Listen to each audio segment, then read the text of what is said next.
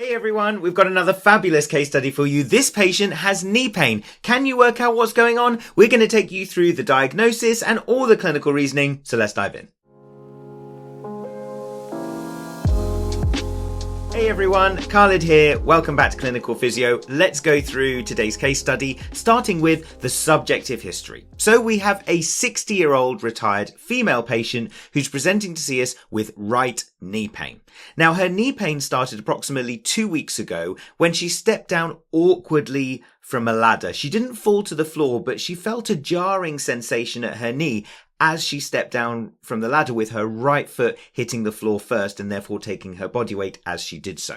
She didn't feel necessarily a major twisting injury. She didn't feel like she lost balance. As I said, she didn't fall. She just felt a jarring sensation at the knee.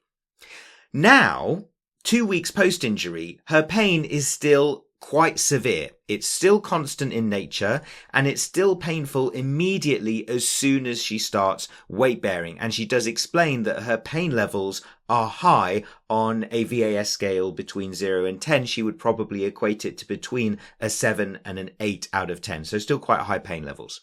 She's also finding that she's getting pain throughout the night in her right knee, where it's very uncomfortable and it's very difficult to find any kind of position that eases her symptoms. She's taking paracetamol and naproxen to try and help her symptoms, but unfortunately she's not finding any relief from this.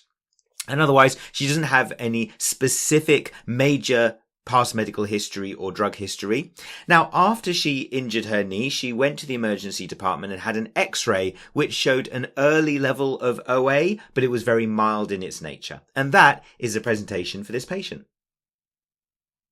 So next, we'll head into the objective assessment. So first of all, it's really clear from the beginning that as this patient walks into your clinic, she's struggling to weight bear. She's limping on that leg. It looks like she has a clear antalgic gait where she's not weight bearing for a long period of time during stance phase because it's so difficult to stand on that right leg, and therefore she's really putting very minimal weight through it to try and get her leg through. There's no major bruising or deformity, but it's clear that she is struggling with her gait.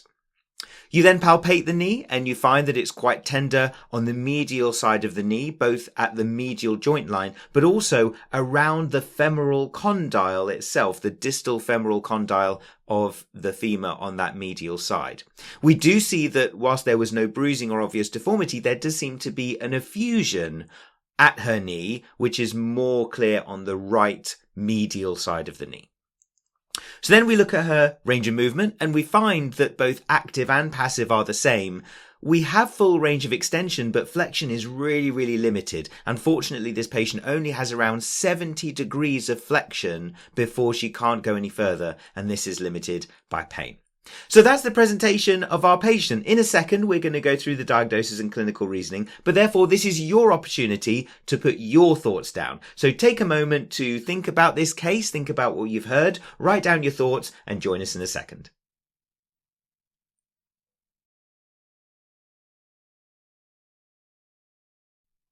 Okay everyone, time's up. Let's go through the diagnosis for this patient. So unfortunately, the biggest clear-cut indicator to me that something relatively significant was going on was the fact of how much her knee was still painful, irritable, and that she was really struggling with range of movement and weight bearing, even though it was 2 weeks since this relatively innocuous incident. So this really did increase my concern that something significant had gone on. And unfortunately, that was the case for this patient, who was suspected to have spontaneous osteonecrosis of the knee, also referred to as SONC, spontaneous osteonecrosis of the knee.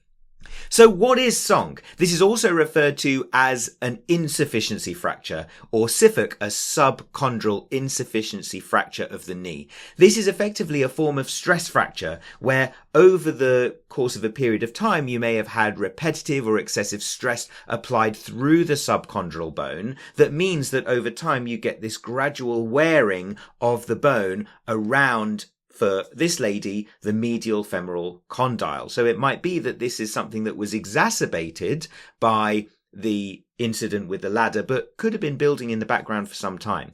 What we also see a lot of the time with these kind of injuries is a meniscal root tear. And again, it's sometimes hard to know whether that meniscal root tear occurred at the time of the injury or prior to then. But what happens with a meniscal root injury is you have the detachment of the meniscal root from where it forms and attaches into the tibial plateau. And with that meniscal root out the way, it effectively moves the meniscus out the way, which means that the bone doesn't have that normal cushioning over the tibia, meaning that you can get that excessive wear. And that may have been the case for our patient as well. So sometimes this isn't easily seen on X-ray, which was the case for our lady because she didn't see any major signs. But ultimately, for a patient like this, when you have that ongoing, really irritable, really challenging picture, it might make you think, I wonder if something was missed on the X-ray. And as we said, this commonly may not be seen. And therefore, if your patient does have a negative X-ray, you may think about referring on for an MRI scan. That's what happened with this lady where they found the SONC. So what are the key learning points from this case study? What are the things that I would suggest you take home with you so that you look out for issues and injuries like this in your practice?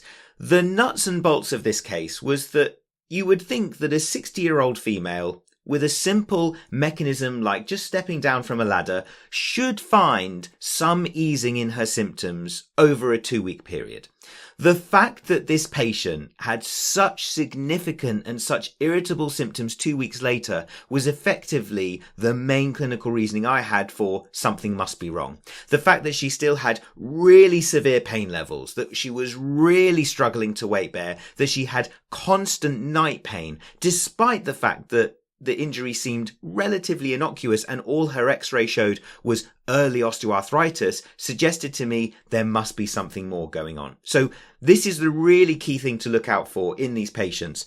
When it seems like there's been a relatively normal mechanism or a relatively mild mechanism, but a high pain response, look further and dive deeper into the case.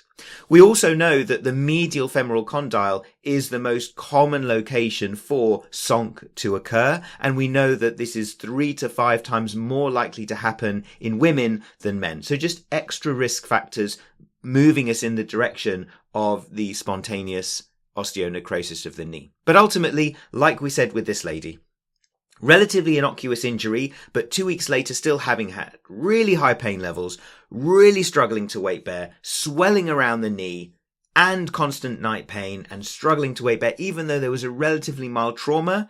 Think about something more going on.